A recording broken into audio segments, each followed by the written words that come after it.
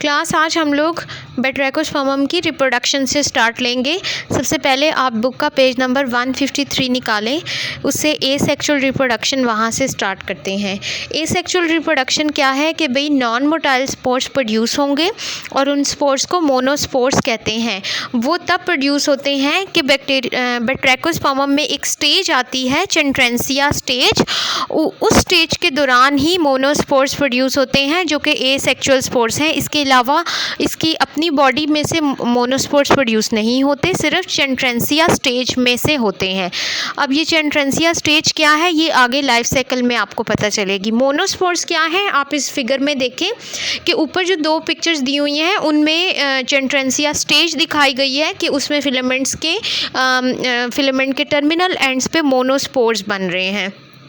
नीचे जो पिक्चर्स हैं 6A, 6B और 6C में मोनोस्पोर्स को दिखाया गया है। फिर 7A, 7B और 7C में वो फिलामेंट हैं जिनके अंदर एक सिंगल सेल अपने आप को मोनोस्पोर में ट्रांसफॉर्म करेगा। अब यहाँ पर देखें, अब हम डिस्कस करेंगे सेक्सुअल रिप्रोडक्शन। अब आप इस प्लांट बॉडी को जो कि बैट्रैकोस्पर्मम की है इसको देखें। बैट्रैकोस्पर्मम में सबसे पहले जो सेक्सुअल रिप्रोडक्शन में स्टेप है वो है फॉर्मेशन ऑफ एंथ्रीडिया। एंथ्रीडिया कहाँ बनेंगे? जो लिमिटिंग ग्रोथ की ब्रांचेस हैं उनके टिप्स के ऊपर कुछ सेल्स अपने आप को ट्रांसफॉर्म करेंगे स्पर्मेंटेंजिया में। स्पर्मेंटेंजिया सिंगल होंगी या कभी कभी पेयर की फॉर्म में भी पाई जाती हैं। स्पर्मेंटेंजिया के अंदर एक ही सेल होगा और वो एक सेल एंथ्रीडियम कहलाएगा और वो अपने आप को ट्रांसफॉर्म कर लेगा स्पर्मेटियम में। स्पर्मेटियम यानी कि स्पर्म। तो वो जो स्पर्म है दैट इज़ नॉन मोटाइल, उसके ऊपर कोई फ्लैजेला कोई सीलिया कुछ भी नहीं है। वो वाटर फ्लो की वजह से वो फिर फीमेल रिप्रोडक्टिव ऑर्गन की तरफ चला जाएगा और फीमेल रिप्रोडक्टिव ऑर्गन से वो फर्टिलाइज उसको कर देगा। तो सबसे पहले हम लोग देखते हैं कि इस वाली फिगर में, इस वाली डायग्राम में आप देखें कि एंथ्रीडिया क्या है। यहाँ पे आपको ब्रांचेस ऑफ लिमिटेड ग्रोथ नज़र आ रही हैं और उनके ऊपर छोटे छोटे से एंथ्रीडियाज जो कि स्पर्मेटेंजिया बन रहे हैं। और एंथ्रीडिया और spermatangia is the same thing. Spermatangia से हमें मिलता है स्पर्मेटियम। स्पर्मेटियम क्या है? स्पर्म को कहते हैं। स्पर्मेटियम और sperm is also same thing. उसके बाद इसमें देखें यहाँ पर भी आपको ब्रांचेस के ऊपर स्पर्मेटियम बनते हुए नज़र आ रहे हैं, या वो पेयर में होंगे या वो सिंगल भी बन जाएंगे। फिर यहाँ पे देखते हैं, अब हम फीमेल रिप्रोडक्टिव सिस्टम देखेंगे। फीमेल रिप्रोडक्टिव ऑर्गन को कहेंगे कार्पोगोनिया।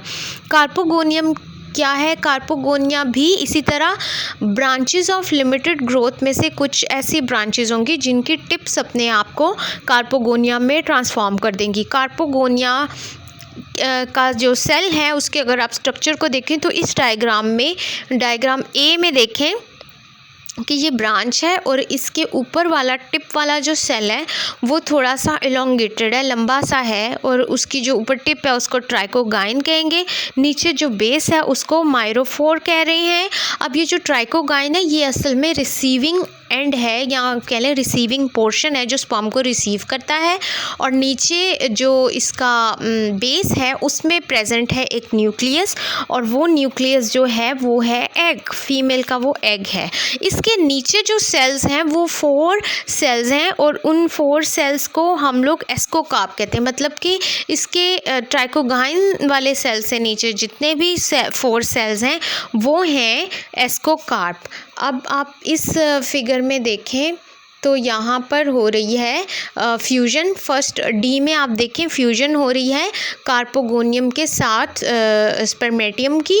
वो वॉल फ्यूज़ हुई दोनों की, तो न्यूक्लियस अंदर आया। फ्यूजन के बाद जाइगोट बना। जब फर्टिलाइजेशन हो गई, जाइगोट बन गया, तो वो जाइगोट डिप्लॉयड न्यूक्लियस है। ठीक है। अब ये डिप्लॉयड न्यूक्लियस जो है अपने आप को 4 सेल्स में डिवाइड करेगा। जब वो 4 सेल्स में डिवाइड करेगा तो फिर वो डिवाइड करने के बाद बनाएगा गोनीमोब्लास्ट बनाएगा। डिवाइड करके तो वो फिलामेंट क्रिएट करेगा। उन हर फिलामेंट को हम गोनीमोब्लास्ट कहेंगे।